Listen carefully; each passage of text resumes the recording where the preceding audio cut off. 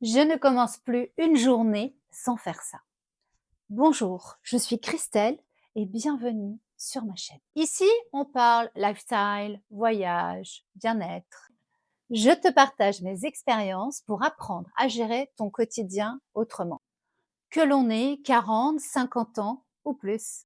Alors aujourd'hui, je vais parler de ma routine matinale. Je ne commence plus mes journées sans faire ça. Je me suis rendu compte qu'après 50 ans, la façon dont on commence sa journée, ça change tout. En fait, pendant longtemps, j'ai cru qu'il fallait se lever tôt, courir, courir, courir, toujours courir après le temps. Et avec l'âge, on apprend que, il faut arrêter de courir. C'est pour ça qu'aujourd'hui, je te partage ma routine matinale.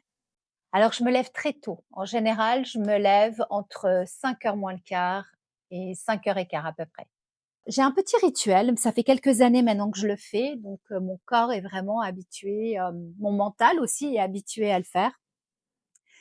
Au moment du coucher, je me prépare mentalement et je me dis que je veux me réveiller tôt, sans réveil. Alors, je mets toujours un réveil parce que je me dis: «Voilà, on ne sait jamais, au cas où ça ne fonctionnerait pas», mais bon, ça fait presque 2 ans maintenant que ça fonctionne. Donc franchement, tester, ça fonctionne assez bien. Donc au moment du coucher, je me dis: «Voilà, demain matin, je veux me réveiller tôt», donc j'ai prévu de me réveiller à, je sais pas, 6 heures ou 7 heures, et je veux me réveiller avant que le réveil sonne, en pleine forme, et j'ai eu une très, très bonne nuit de récupération. Et ben, je vous dis, je vais pas dire 10 fois sur 10, mais presque, oui, 9 fois sur 10. Je suis quand même à 10 fois sur 10, je pense. Allez, 9 fois sur 10, ça fonctionne. Je suis réveillée avant le réveil, je suis en pleine forme et j'ai fini mon cycle de sommeil, et ça, c'est génial. Alors je me lève tôt, j'ai vu que, ça fait quand même quelques années que je le fais. C'est vrai que je me couche tôt aussi, je me couche pas à minuit pour me lever à 5 heures du matin, on est d'accord? Et donc j'ai remarqué que en général, mon cycle de sommeil, ma nuit commençait vers 9h30, 10 heures grand max, et je me réveillais vers, 5 heures moins le quart, 5 heures et quart, mais pas plus tard. En général, c'est plutôt, ce qui se passe le plus souvent. Quand je me lève, je bois un grand verre d'eau parce que j'ai toujours une bouteille d'eau, à côté de mon lit parce que je bois tout le temps la nuit. Donc quand je me lève, je bois un grand verre d'eau, ce qui va un petit peu réveiller mon corps en douceur.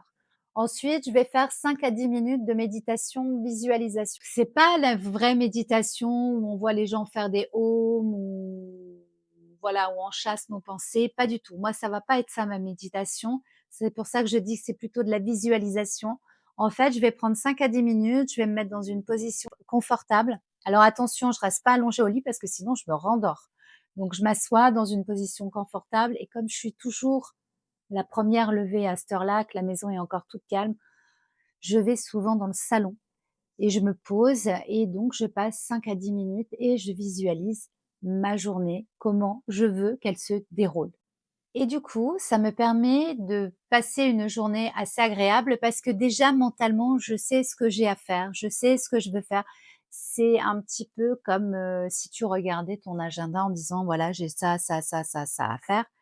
Mais là, c'est comme si tu regardais une to-do list. Alors que quand tu fais la visualisation, tu t'imagines donc du moment du lever jusqu'au coucher, comment c'est passé et comment tu veux que ta journée se passe. Ça n'a pas le même impact sur ton mental. Donc ça, c'est la première chose que je fais après avoir bu mon verre d'eau. Ensuite, après cette visualisation, méditation, je me fais un grand verre d'eau chaude avec ou du citron ou du vinaigre de cidre de pomme bio. Donc ça, réveille la digestion, ça rééquilibre le pH et ça relance le système lymphatique.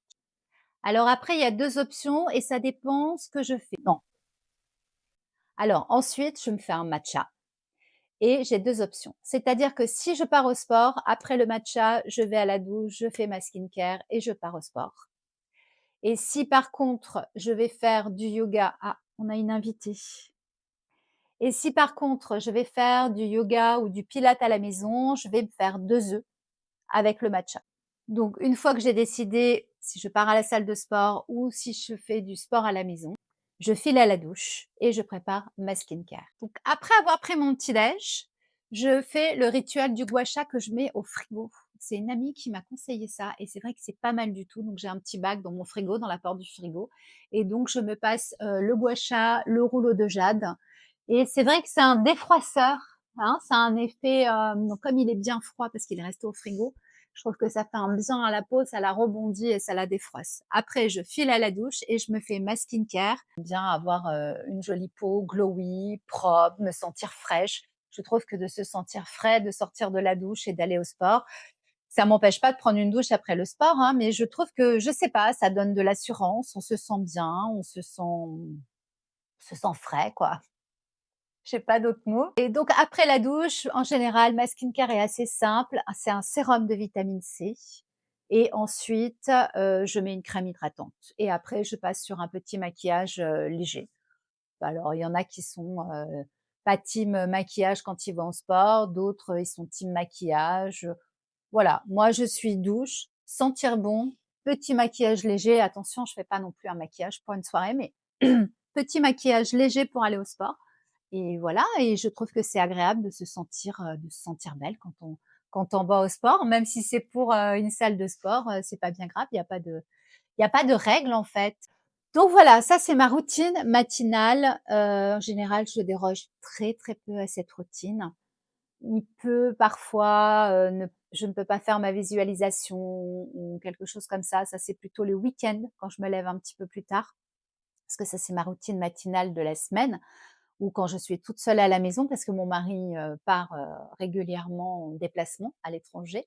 Donc il m'arrive très souvent d'être toute seule et donc du coup, je gère vraiment, ces petits moments à moi où je me chouchoute, où je prends soin de mon corps et me lever plus tôt alors qu'avant, c'était impensable de me lever à 5 heures du matin. Déjà à 8 heures, c'était dur et ben, j'y trouve vraiment beaucoup, beaucoup de plaisir. Donc je ne sais pas si c'est l'âge, je ne sais pas si toi tu fais partie de la team, lever tôt ou lever coucher tôt, lever tôt ou coucher tard, lever tard. Dis-moi en commentaire, qu'est-ce que tu fais et quelles sont tes petites routines matinales auxquelles tu ne veux pas déroger et qui sont super importantes pour toi. Donc tu me mets tout ça en commentaire. J'espère que cette vidéo va t'inspirer, va t'aider, va peut-être te faire changer, certaines choses dans ta routine matinale. En tout cas, je suis très contente d'avoir partagé ça avec toi. N'hésite pas à t'abonner, à liker, à laisser un commentaire. Ça fait toujours plaisir et ça motive pour la suite et je te donne rendez-vous dans la prochaine vidéo. Bisous, bye bye.